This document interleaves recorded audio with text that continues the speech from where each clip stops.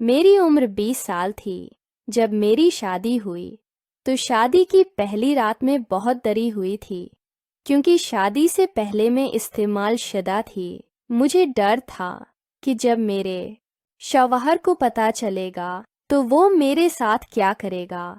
मुझे ये मालूम नहीं था कि मेरे शौहर के खानदान में एक रस्म आम थी कि जिस लड़की की शादी हो, उसकी शादी की पहली रात इसके बस्तर पर सफ़ेद चादर बिछाई जाती थी और सुबह इस खानदान की तमाम खवातीन चादर को देखने आती थी। अगर चादर पर खून का दाग होता तो इस लड़की को बहुत इज्जत दी जाती और उसे कनवारा समझा जाता था। और जब मुझे इस बात का पता चला तो मैं बहुत डर गई, क्योंकि मुझे मालूम था कि मेरी चादर पर कोई भी दाग नजर नहीं आएगा। मुझे अपनी इज्जत की फिक्र थी। मैं बहुत ज़्यादा परेशान थी। शादी की रात कमरा बंद था। फूलों की खुशबू और हल्की मध्यम रोशनी ने माहौल को अजीब सा बना दिया था। मैं घबराई हुई बैठी थी, लेकिन शौहर के चेहरे पर भी सुकून नहीं था। इसके होंठ कांप रहे थे और उसकी आंखों में नमी थी। वो आहिस्ता आहिस्ता मेरे करीब आया। मेरा दोपटा थोड़ा सा सिर गया था। इसने हाथ बढ़ाया, मगर फिर फौरन पीछे खींच लिया। मैंने आहिस्ता कहा, अगर तुम चाहो तो ये लम्हा हमेशा हमारा हो सकता है। वो कांपती हुई आवाज में बोला, मैं तुम्हारे दिल से और अपने राज से डरता हूँ। वो अभी बात कर रहा था कि इसी वक्त दरवाज़ा खुला। मेरी सास अंदर आए। उनकी नज़रें सीधी बस्तर की तरफ थी। बोले, चादर कहाँ है? बाहर सब लोग इंतज़ार कर रहे हैं। मेरा दिल सास की बात सुनकर बहुत डर रहा था। शौहर ने कांपती हुई आवाज़ में कहा, माँ, मैं चादर बिछाना भूल गया था। सास के कमरे से जाने के बाद कमरे में बहुत खामोशी छा गई। हम दोनों एक दूसरे को देख रहे थे और इस खामोशी के शोर में हमारे जिस्म सब कुछ कह रहे थे। मैं शौहर के करीब जाकर इसका हाथ थाम लिया।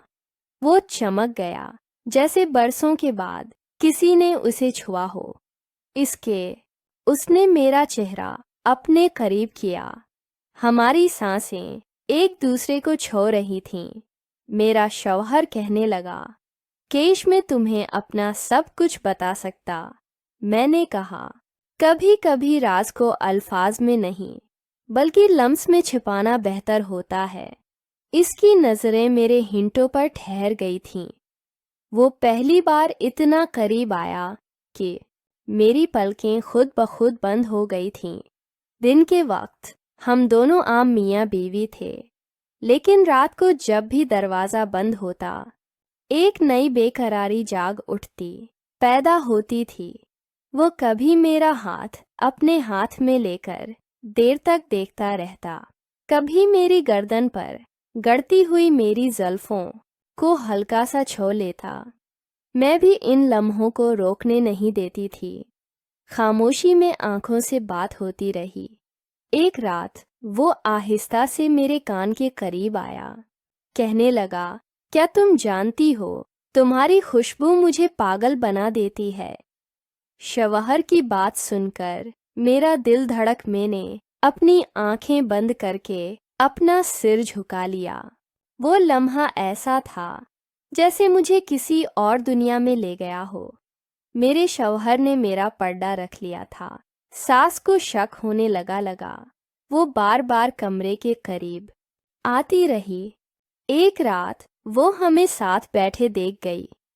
मैं फौरन पीछे हट गई, मगर शौहर ने हिम्मत दिखाई।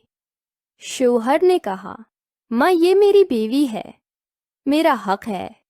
बेटे की बात सुनकर सास ने मुझे गौर से देखा और खामोशी से कमरे से निकल गई, लेकिन उनकी आंखों ने हमारा राज पकड़ लिया था। एक रात मेरा शौहर बहुत बेकरारून था। पसीने में भीगता हुआ मेरे करीब आया। उसने मेरा हाथ मजबूती से पकड़ लिया और कांपती आवाज में कहने लगा, मैंने अपनी जिंदगी में ऐसा गुनाह किया है जिसे मैं भूल नहीं सकता। शायद इसीलिए अल्लाह ने तुम्हें मेरे हिस्से में दिया है। कहानी का अगला पार्ट देखने के लिए हमारे चैनल को सब्सक्राइब